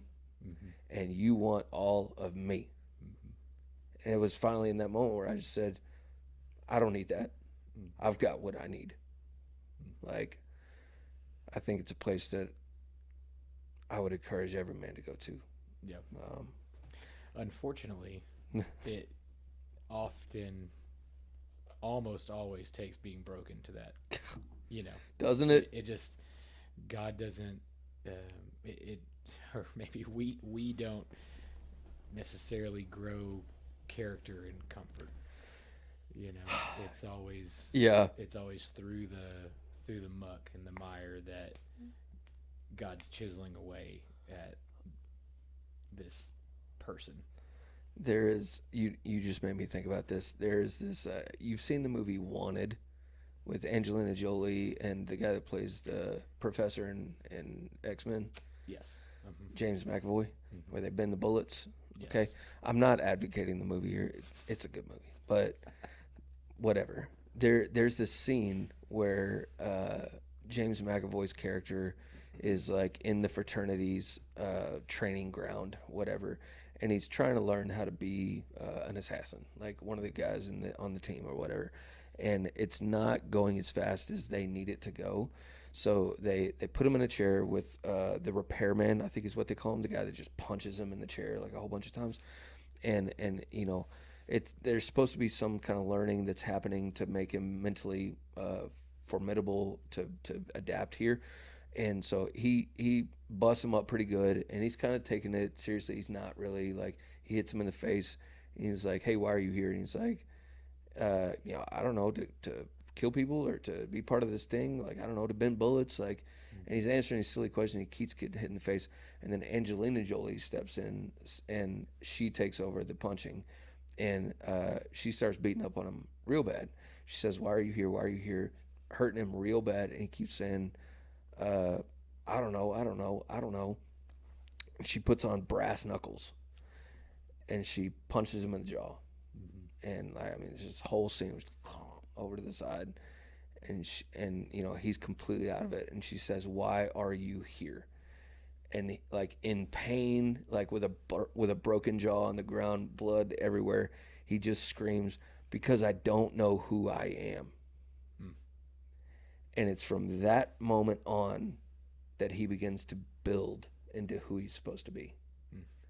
And I think that whether you like the movie or not, I don't care. It's just a beautiful picture for my dudes out there of this is what it takes. Yep. This is what it takes. When you find the end of you, that's usually where God comes in. Yep. You know what I mean? Yep. When you're all done thinking you got this, when you're all done thinking that there's maybe a shred of you that can muster up and face the giants yourself, that's usually when he starts working. You talked a lot about financial struggle, and I'm not going to do this a second time and not say this exact same quote again, because this, ladies and gentlemen, is my favorite Stephen Willis quote throughout the years, and I hope to have it ingrained in my grandchildren, because in the midst of financial struggle, every time you build this up, I forget what it is. I get like nervous. I'm like, what is it? What did I say? But I was sharing with you at a lunch that you and I had at, I believe it was like Teddy Jack's, is where we were at. I always remember the food that I was eating when I think about memories, but that's neither here nor there. I shared with you our financial struggles and what was going on with our job, and how some sour things had gone down with our paycheck and whatever, and just how difficult it was. And you were able to commiserate with me a little bit, because things were also going south in your world for a bit and a season. And you said something about your struggle that was absolutely true. You said, I want there to be a lot of abundance, but I'm getting daily bread. And it hasn't stopped coming. Yep. And that changed everything for me. Honestly, that statement changed everything for me, because there's that verse in I believe it's Proverbs that says that the righteous of God shall not go hungry. and that's probably, my version. That's not how it reads in the ESV, but it's to that effect. And it's true. Like, there are times where we get our cash in, and then we look at what our cash out needs to be, and it's a penny away. We get our cash in, and we look at our cash out, and it's $1 over, or $1 under. Like, and it's like we're barely making it. And there's been moments where, like, cash has come from places we didn't think it would, like, or different things popped in, and it's just like, he's providing. He's providing. No, it doesn't look like somebody just walking in and giving you $500,000, but he gave you what you needed right now, which is in line with the promise. Like, I promise to be what you need. Like, and sometimes the thing that we pray for, like, we would swear it's what we need, dude. And then we look back at it a year later, and I'm like, God, thanks for not getting that to me. Like, I would have completely misused that. 100%. So talk to me about the value in your life of discipleship.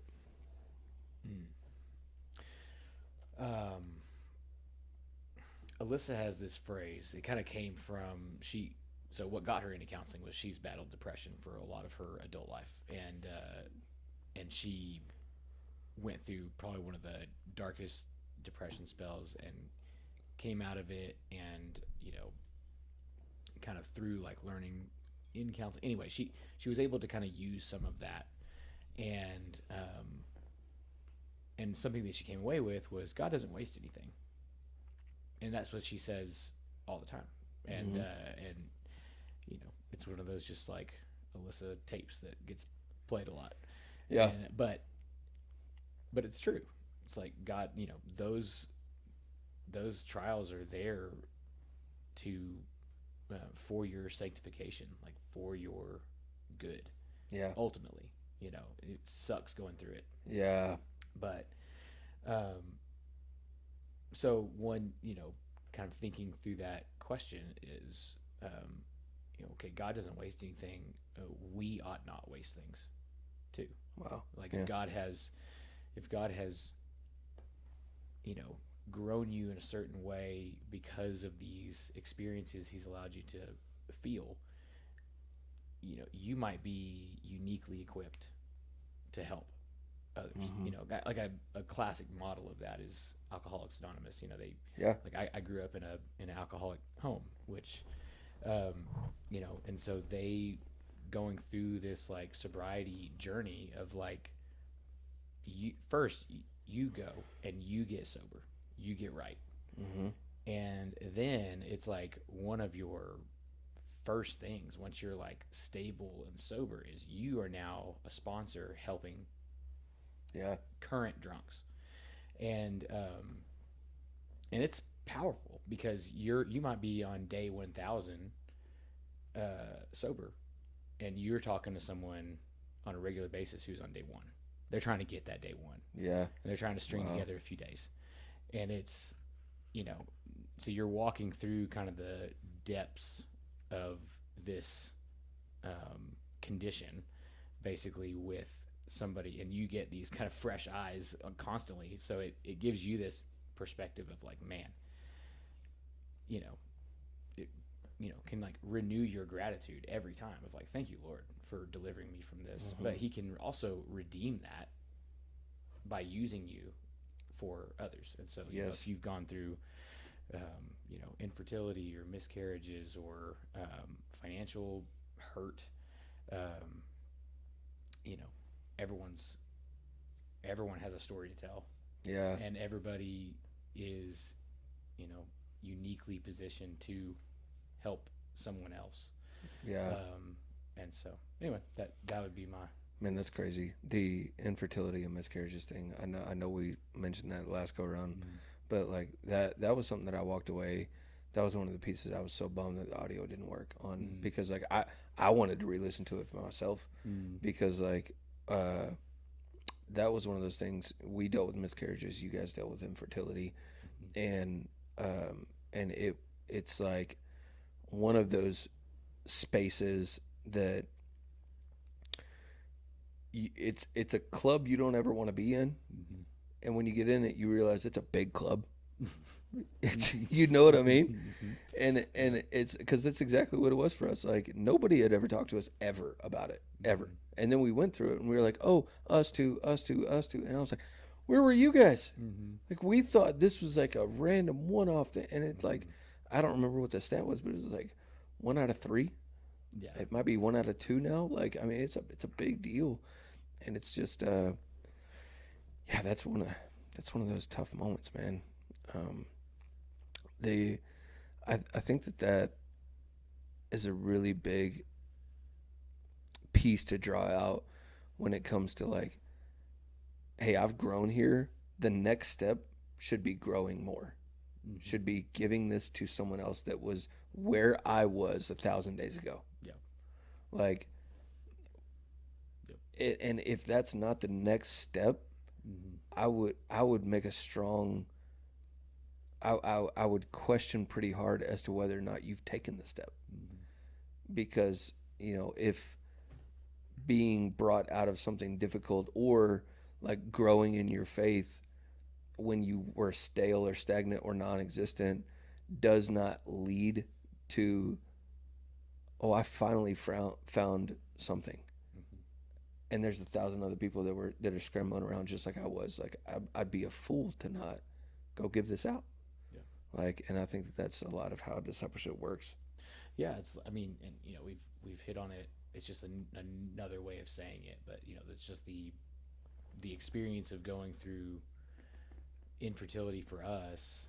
And I just from talking to you about the miscarriage is like same thing. It's like what that did in our marriage, we couldn't have gotten any other way. Even though I never want to go through that again. You know what I mean? Yes. It's like I never want to go through that pain again, but I'm so grateful for like what that did in my marriage. Yeah, same. I didn't even know what to do with it. I mean, I was relatively young. Like I didn't know. Sabrina and I had bought our first house, and I was working at my previous job, 9 to 5. We were living with her dad, me, her, and my oldest Lawton. In like her old childhood bedroom. Like it was a whirlwind. And I would get off that job, I would come home, I'd grab a change of clothes and a sandwich, and I'd go over to that house and I'd work till 2 a.m. every day, listening to Merle Haggard radio. It was a wild time, dude. But I remember one day, kind of it was probably a week or two after the miscarriage had happened. My dad, who is an incredible man of God, I mean, he's my hero, like in a lot of ways, man. He came over and we were scraping wallpaper off of our kitchen walls with the little scoring tool. It's a huge pain in the rear. We're sitting there doing it, spraying it down, tearing it off, and we hadn't really said much. And all I was thinking about was this. Like, I mean, it was fresh, and it was a pain that I couldn't really I couldn't get a pulse check on why this pain was, because like I'm a man, and like I'm like any other dude. I'm struggling with like the fact that I never held this kid, and so I'm wrestling with like pain of loss of someone I didn't know. And I didn't have words for that. I didn't have vocabulary to describe how I was even dealing with this. And my dad being just the incredible, this is one of my favorite moments of our relationship. I'm over there doing what men do with their feelings and taking it out on work. Like I'm just scraping wallpaper off, and I thought that I was okay. And my dad, he came over, and we hadn't said anything. He's put his hand on my shoulder, and he was like, "Are you okay?" And I mean, I busted. Like I absolutely broke down, because nobody had asked me that at that point. Like nobody had leaned in that much. And I mean, I turned into a 6-year-old again, in my dad's arms and was just like, nah, dude, I'm not okay. Like, I can't put my finger on why. And he leaned in and just held me through that. And we went back to scraping wallpaper, but that was such a special moment. And it showed me the value of being seen and of being known. Because I wasn't going to say a word to him. Yep. I wasn't going to say a word about my feelings. I wasn't going to say a word about it. But he knows me well enough to know, like, that something was off. And I think that, you know, and it doesn't have to be your dad. Like, this is the power of something like a fight club and like dudes around you that can be in that fight with you, is like, have somebody in your life that is willing to just look at you and be like, hey, what's wrong? Yeah. Something's wrong, dude. Like, and then you're free to work. You don't have to do this alone. Yeah. And I think the other part of things is that it's not, I think a lot of what dudes think community looks like is a shared schedule. We go to this church service together. We sit on the same pews. We sit in the same place. Or, like, even if you're not going to church right now, like, you do these activities at the same time. Like, we go to the lake together. You know, we go to play pool together at this time. Kids baseball. Yeah, dude, don't get me. Or we have small group together at this time, or we have this Bible study that we go to. We have this thing that we're having, and like the schedules keep us aligned in community. But as you and I both know, like, the minute that small group stops meeting and you're not forced into that space, a lot of times those relationships just drift. Yep. And you find out that the one thing keeping you together was a shared schedule and not shared life. So what does that look like in your life? Like, how have you seen this difference of a shared schedule versus a shared life? No, I've had that exact experience where it's you see somebody all the time. Yeah. 3, 4, maybe more times a week. And but yeah, as soon as something falls off, it's like, all right, yeah, I think about those times, you know, but there's nothing else there to keep that relationship going. But then I have, you know, a friend, we haven't lived in the same city since 2010, and I mean, we talk through text for sure every day, and there's a phone call 2 or 3 days a week, and at least one of them is like, hey man, how can I be praying for you this week? Yeah. You know, that's really special to me, like that.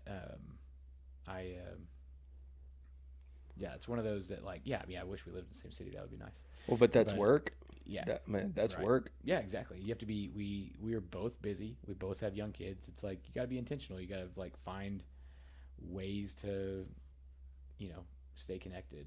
And it's real easy in any life state, in any, like, adult life state, it's really easy to drift and isolate. But, but, you know, it seems the older I get, the easier that seems to be. Like, the more is like kid stuff gets busier and, you know, or family grows, you know, it just becomes easier and easier to just go internalize everything. You can blame your lack of community on your schedule. Yeah. It's like, I'm so busy. I wish I could. Yeah. You know, I'd love to be growing in intentionality and discipleship, but but I mean, really, like, a lot of time, like, most of our phone calls, it's like it's mostly missed calls, right? And then it's like we happen to, like, he called me today. He was driving to a meeting with somebody, and I had happened to sit down for lunch, and I was by myself. Yeah, and it was like, we talked for 6 minutes, and he was like, all right, I'm at my meeting. I got to go, you know. And it's like, but, you know, anybody has 6 minutes. Yeah. During the day, but it's just like, you're not. Anyway, I don't know. Well, and I think that makes a really good point. Discipleship and having a close-knit core requires work. It requires effort. It requires intentionality and thought and planning. It requires all those things. But one of the things that I think is also a really big pushback in the last 5 or 6 years, something that I've run into a lot, quite a bit actually, has been in order for me, this is something that I want to do. I want discipleship. I want to go deeper. I want to take my walk with Christ more seriously. I don't want to be a shallow Christian. Like I want to be in the fight. I want to be about it. And in order to do that, it's going to cost me quite a bit socially. There's some risk involved because like I have a community. This community happens to be the very thing that's pushing me away from Christ, but it's really comfortable. And in order to be reading my Bible regularly, taking prayer regularly, being involved in my community and the body of believers regularly, it's going to require, and like not being okay with the status quo of not just Christianity, but like as a man, like being a disciple of Christ looks a lot different than just like your average, like generic worldview of like alpha male personality. Like it looks different. Like it's leading differently, and it requires risk to your social circles. What would you say to? I'm interested in your thoughts on this. What would you say to those men that this is going to require quite a bit of risk? The risk is losing people who are not real friends. Ouch. If you go to a friend and you say, "Hey, man, I want to be more intentional with this. Like, how can we meet more, pray for each other, and like get to know each other like deeper?" And they're like, "Nah, that's not like a friend." If that cost you that relationship, if that conversation cost you that relationship, then you got a drinking buddy. That's not a friend. Yeah. Yeah. And so, I mean that, harsh, I guess, but that's. I understand that feeling risky because it's harder to make friends in your 30s, 40s. Yeah. 50s. It's like you don't have the same, like when you're in school, it's like you make these friends because you're with each other 40 hours a week. Yeah, for schedule. Yeah, exactly. It's like, and sometimes they like stick. Yeah. But I mean, yeah, you don't, this is not a, I mean, I guess you could make a biblical argument for you, but the saying of like, you are the average of the people you spend the most time with, 5 people you spend the most time with. It's like that actually checks out pretty good. Sure. And you can like stumble into a pretty crappy group. Yes. If you're not intentional with that, like the reason people say that is like, because like, be careful who you surround yourself with, because you're going to become just like them. Yes. And if you don't like the people that you spend the most time with, like, you probably need to make a change. Yeah. It's like, yeah, it's, man, that's spot on. Like, I think that, and I don't even know that a lot of these guys would say that out loud. Like, this is going to cost me a lot of risk in my social circles. They're just not doing it because of the comfort that current circle that they're bringing is given to them, right? They know that they're not going to be judged because those people are struggling with the exact same thing, and they're also not moving forward with it. Well, it's awkward. You're guys, if you've known them for like 10 years, you've never had a conversation like this. Like, yeah, sure. That's like, you're talking just like men who don't want to be uncomfortable. And dude, y'all made such a great point in your was it Tanner that y'all are talking about? How'd you get married? Oh yeah. How'd you ask your wife out? Mm-hmm. It's like, was it awkward? Yeah. Was it risky? Yep. Was it uncomfortable? The age before apps. Yeah, right. Like, and so sorry for the younger generation. like it's dude. I don't know. There's going out on a big game hunt with a dear friend and getting your first doe, and then there is the game down at the roller rink. You know what I mean? Big buck, is that what it's called? You know what I mean? They're not the same. Like, I mean, you get a picture at the end of both, but Yeah. they're different things. But no, I think that's really good. That's a really good point. The reality is you're not risking anything. The only thing you're risking is dead weight. Yeah. The only thing you're risking is the very thing that you're trying to move away from. Yeah. But that's a good point. Let's shift a little bit over to the parenting world. Talk to me about the most important things that you consider when you're raising your kiddos, soon to be 3. I mean, the most important thing is I want them to know the Lord. Yeah. I mean, that's the prayer that will break me down in tears every time. Yeah. I will never get through that without a shaky voice. Yeah. Yep. I don't know if it'll ever happen.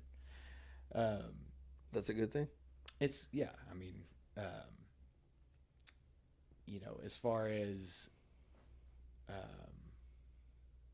outside of that, it's I want to personally, I want to be the man that my daughter, or the kind of man that my daughter wants to marry.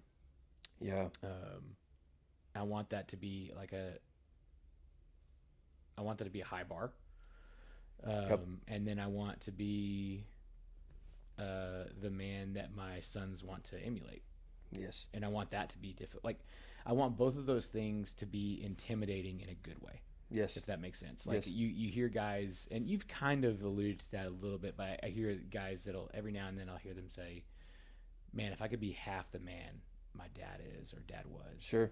Yeah. It's like, man, that would be something, and it's like, that's like, it's like daunting. It's scary. It's intimidating. It's like, how can I become like that? Yeah. And, but that's like a noble goal on the day. And like, he did his sons a service to like set that bar so high. You know? And the same for, for the daughter and finding a husband. It's like, you want that bar to be high, and I definitely felt that with Alyssa's dad. Where it was like, I'm just lucky that they saw potential, because he had 35 years on me as far as like becoming a man, and so it was. Who did the statue of David? Was it Michelangelo?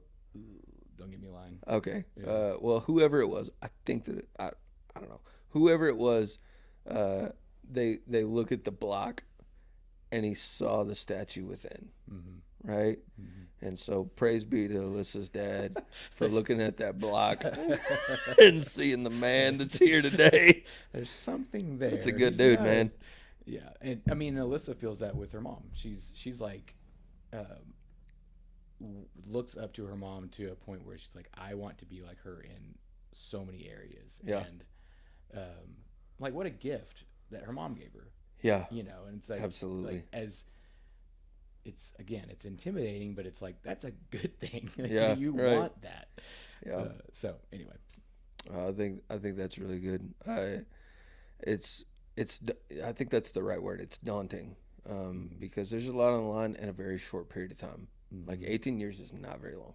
No. Like, not very long at all. My oldest is halfway there. Mm-hmm. Like, and it feels like I literally just got started with him. Yeah. And so I think we talked about this last go. I think we did. But something that we do with our kids is we try to take them on dates, and like, Lawton was born on the 14th of the month, and Olivia was born on the 6th of the month, and Stetson was born on the 4th of the month. So on the 4th, 6th, and 14th of every month, starting in January, Sabrina will take each kid on a date each of those days. And in February, I'll do it. And then we rotate throughout the year. Yes. And it's just trying to give them time one-on-one. And even though Olivia, my youngest, like, she's so little, but I'm trying to like get reps in right now. Even though like she may not be fully aware of what's happening, I'm trying to get reps in, opening doors with her. And like when she gets out of school, I'm holding her hand and I'm talking to her full-blown adult. Like, and I'm just like, how was your day? Who did you talk to? Who'd you play with?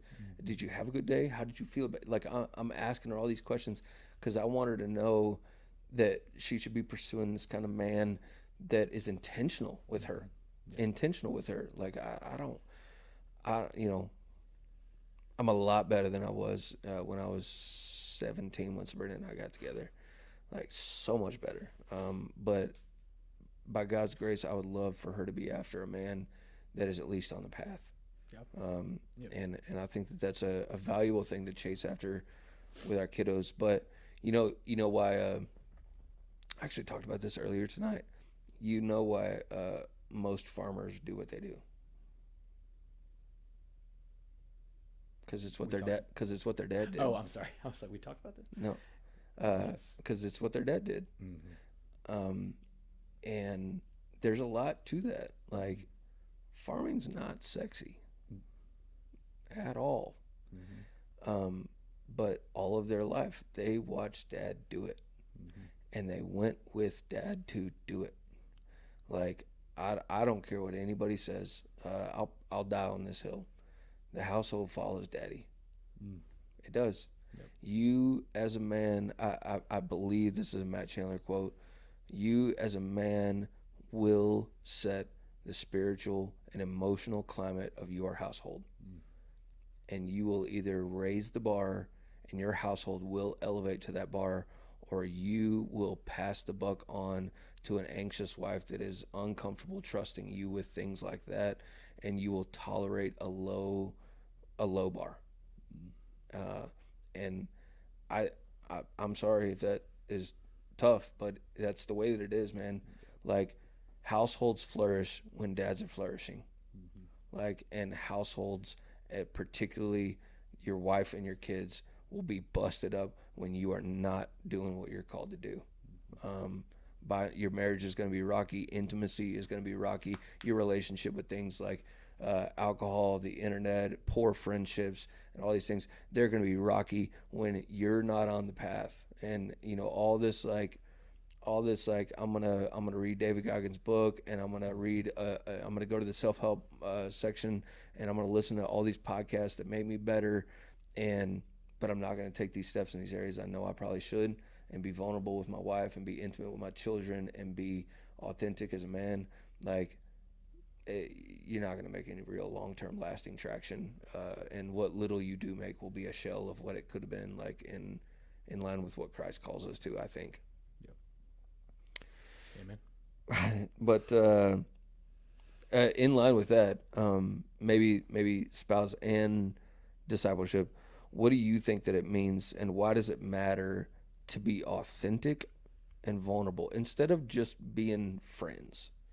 Instead of just having a good group of friends that you can drink with, you can watch a game with, you can go hang out with, you can go on a golfing trip, you can go on a hunting trip, like good, lasting high school friends that last for a lifetime, that never go below the pie crust.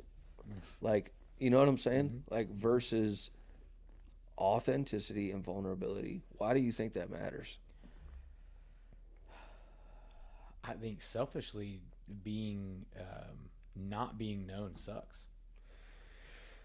And that's from someone who's like, naturally I'm very reserved. Yes. Kind of keep things to myself. I'm real good at keeping things superficial. I want to. But man, I've like tasted that a few times, and it's really lonely. Yeah. When you just feel like, dang, nobody knows me. That's a really lonely place to be, and in a like a depressing place to stay. So I think there's a million and one benefits to being real and authentic and vulnerable. But do you think there's any truth to like your sin being amplified when you're not known? For sure. Yeah. Yeah, absolutely.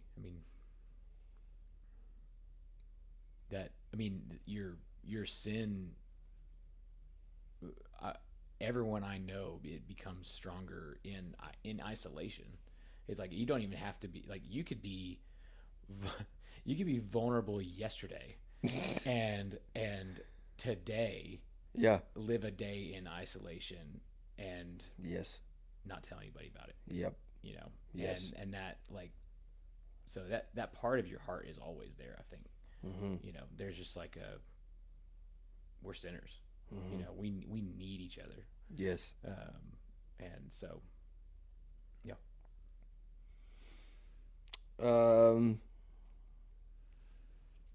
In line with that conversation that we had at Caprock the very first time we sat down and met, I felt so intimidated, I think is the right word, because I met someone with a goal list longer than the days I've spent on this earth, and somebody who was, man, you love to, you're always reading, and you've always got either an audiobook or I actually didn't even know that Audible was really a thing until I met you. And so I got introduced With your eyes, introduced bro? to that world. Listen, like Audible is a gift. I listen. All of my closest friends will attest to this. I wish I wasn't this way, but I struggle so hard with being closed-minded. Like if I didn't pick something, like and someone's like, "Hey, you should check this band out," I'll do everything in my power to never hear that band's music ever, because I didn't do it. Like I didn't pick it. I want to be the person that told you about it. End of story. If you told me about it, I don't care. Like, and that sucks. That's a crappy part of my personality. I don't want it to be a part of who I am. I'm working on it. I'm putting that before the Lord. He's working on that, and I'm trying to be more open-minded. And particularly when it comes to the world of audiobooks, I have this internal struggle that they're not books. They are podcasts. Like, and so I never listened to them. I was just like, no, that's weak man stuff. I don't do that. And then I got a little taste of getting through a book in 2 days, and I was like, what? Holy smokes, dude! Like, and it's cool because I love a couple good mowing sessions, dude. Yeah. I mean, and you know, I my eyes were open metaphorically to that world, and I couldn't get enough at that point. Because I love stories. I love hearing stories. I just didn't like people calling them books. Like that was the thing. I was like, it's not a book. Like, call it a cool supplement to the book itself, but you still need to buy the book and put it on yourself and prove that you're a fan. Like, and so I don't know. It's I'm trying to be better, man. I promise. I've listened to hundreds of. No, I understand it's not reading. Yes. You know, like sure. You are listening, but you know, it's like, what is the point of reading? It's like to absorb the information, right? And so, right. Anyway, well, and the good thing that I've been confronted with and pushed back on myself with is that, like, I actually retain a lot of things much better audibly than I do reading them. One, for my eyes, and number two, there's some things that they'll put emphasis on that I wouldn't have, that will stick out to me in a story better than it would if I read it. So I'm on the team. I'm listening to audiobooks. I do the thing. But talk to me about, let's see, maybe the most influential book in your life other than the Bible. Okay. I'm going to preface with... you can give me a list if you have to. Yeah. My first piece of advice is, like, just become a reader somehow. Like, so find a format that works for you. I'm on that team. I agree with him. Do what works for you. But, like, become a reader, because there's so many good books. I mean, it's like, how do you nail it down? I mean, there's so many good ones. Even the ones that are, like, not that great have nuggets. Yes. And there where you're like, yep. I could use that. Like, I have, like, nuggets in my head from, like, bad books that I'm like, I hated that whole book, but I'm like, this line is like repeats in my head, you know. So all that to say, I'm gonna give you three, because there's, like, I do have, like, a trilogy of, like, books to help you suck less every day. Yeah, sure. And so number one is Every Good Endeavor, Tim Keller. Oh, dude, yes. Number 2 is Mindset by Carol Dweck, and number 3 is Atomic Habits, James Clear. Okay. You got every good endeavor is work, kind of God's purpose for work. Kind of biblically, like what is work and why is it good? Kind of even goes into like there's a reason that there's 6 days of work and 1 Sabbath. It's like it's good. Like leisure is good and a precious thing, but too much of it is like poison.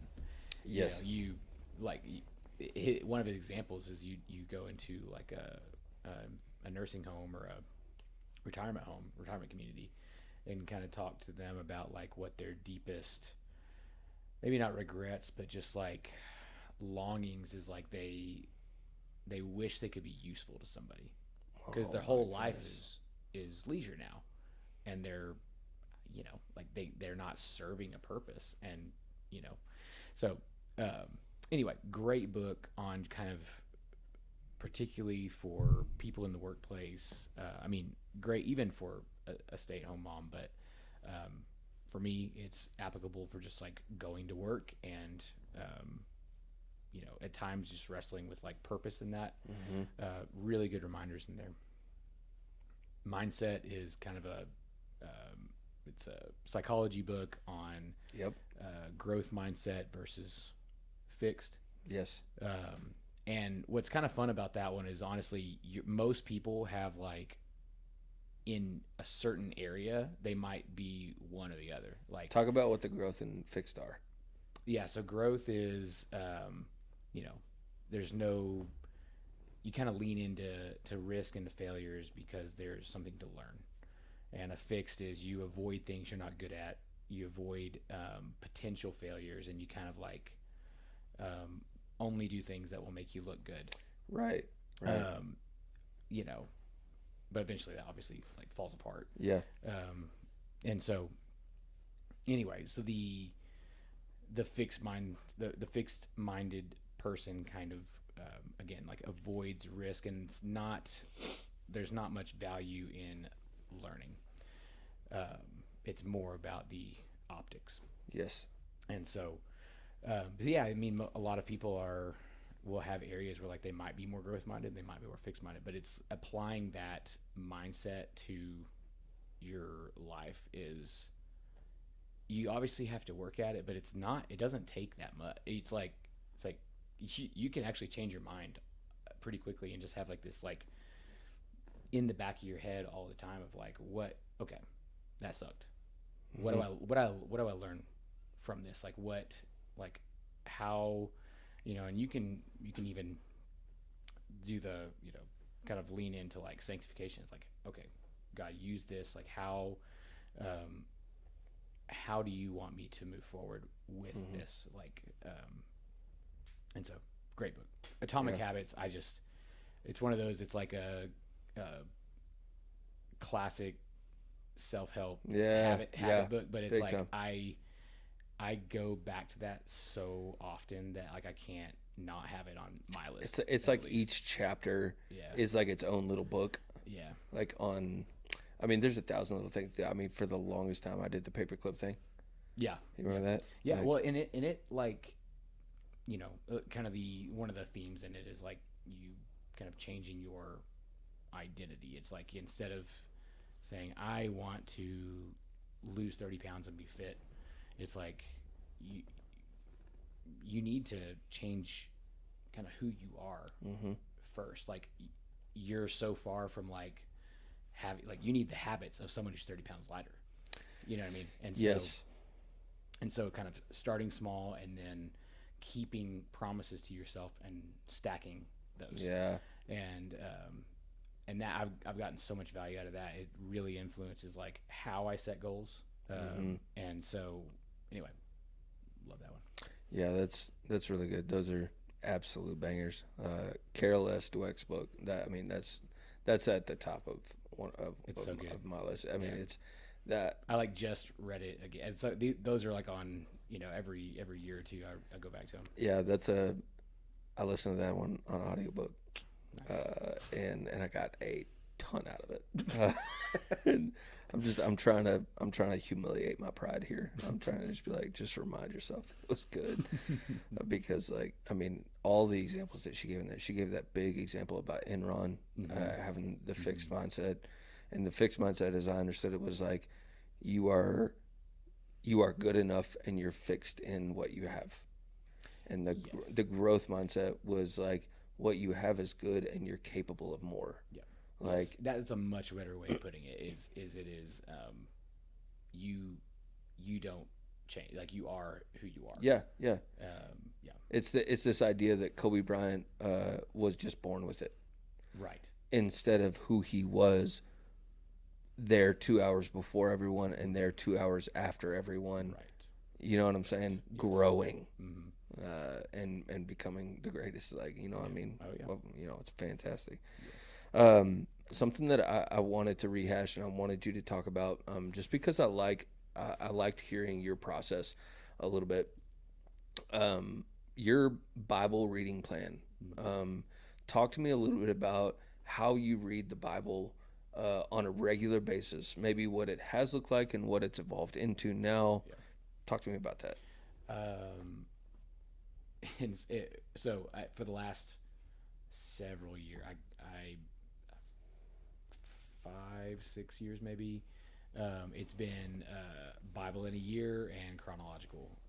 I've enjoyed that. That's super fun. That was actually inspired by Alyssa's dad. He's like done it like 50 years in a row or something. That boy. It's crazy.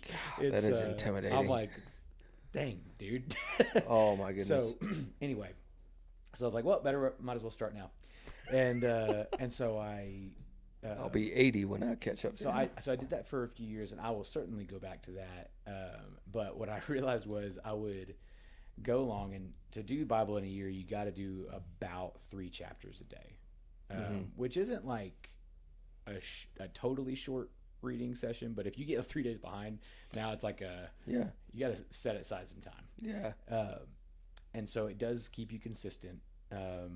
But what I found was I would come across something that I didn't understand or kind of confused me or sounded kind of weird, that I'd be like, that's weird. I'll come back to that. And I would the next March when I got to it again. 1 year from there. Yes. And so what I set out to do this year, and I want to do it I would like to give it a good 4 years, is I'm breaking it up into quarters where, so I'm doing a gospel account. I'm doing a book of the Torah. I'm doing this one's a little more open-ended. It's either a prophet or like a historical account in the Old Testament. Or you could do like wisdom literature. You could do Psalms, Proverbs. Anyway, that one's a little more freebie. And then a Paul's letters. Okay, an epistle. And so what it looks like is in a quarter. So January and February, for instance, I did Matthew. And for January and February,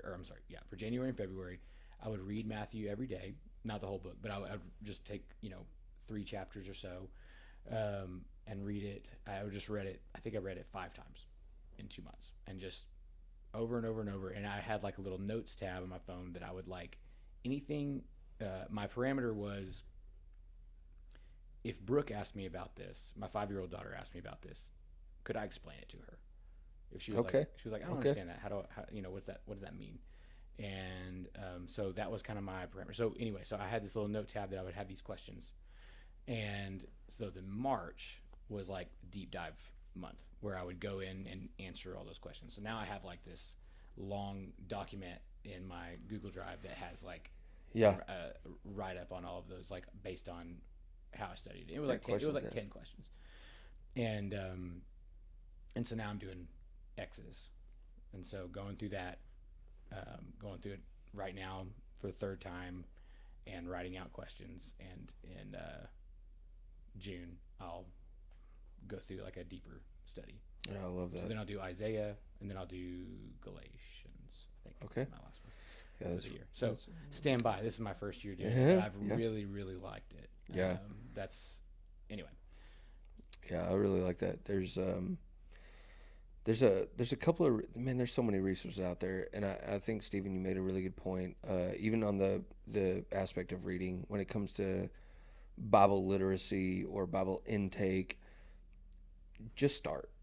Yeah. Like Oh yeah. like I mean, I mean, I'm they're not like, saying what I'm doing right now is better than what I've done in the last few oh years. It's no, just like for sure. I wanted to do this for this reason. Well, and there's Um, the encouragement is like, if you've got the whatever Bible version app on your phone, U version or ESV or whatever it is, like each one of those probably comes preloaded with at least 50 different reading plans.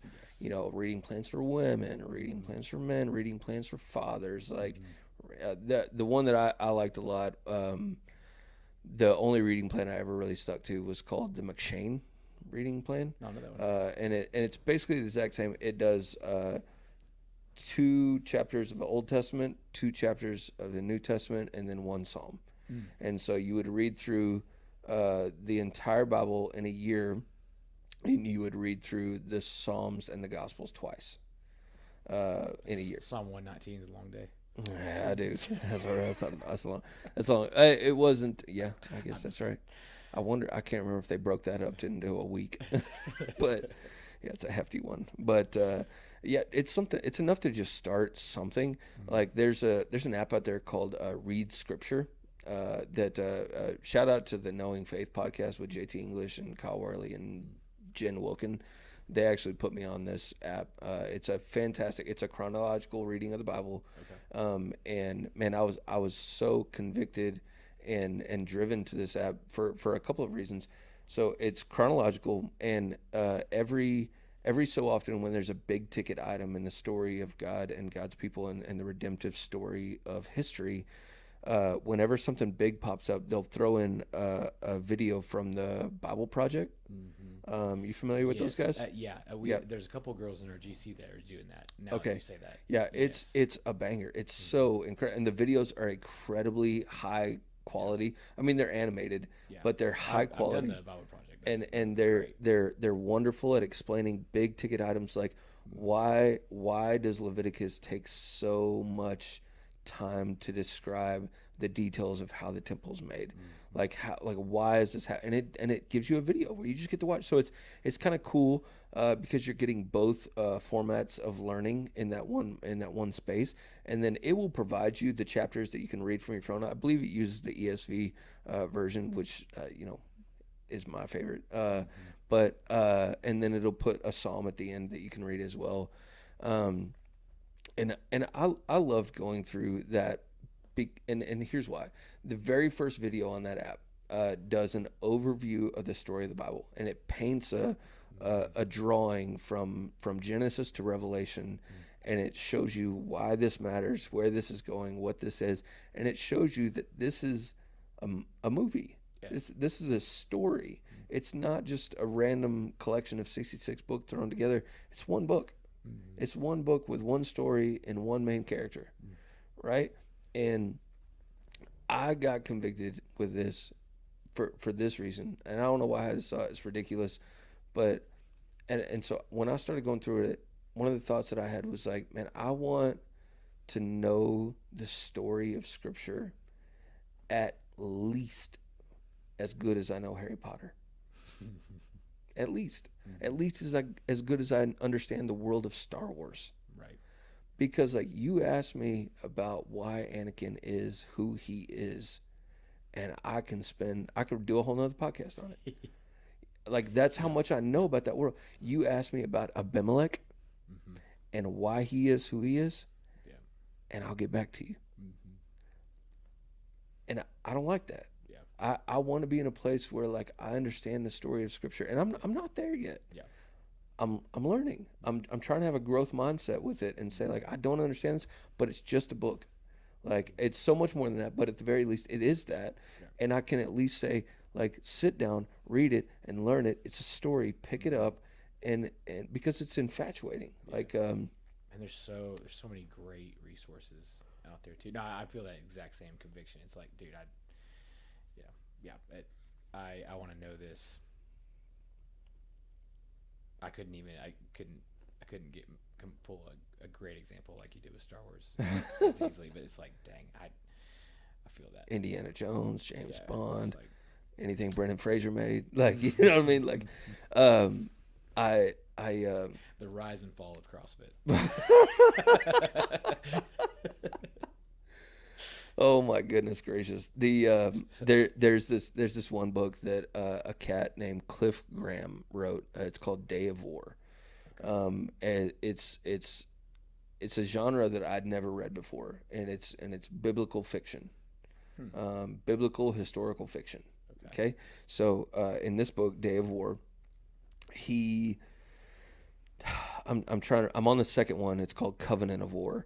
So I'm trying to remember the first one, but it's the main character in it is Benaniah, and basically what he does is he takes the passage. I believe it's in 2 Samuel, where it talks about David's mighty men, and it talks about the 30 there, and the passage is like this long, and he wrote 5 books.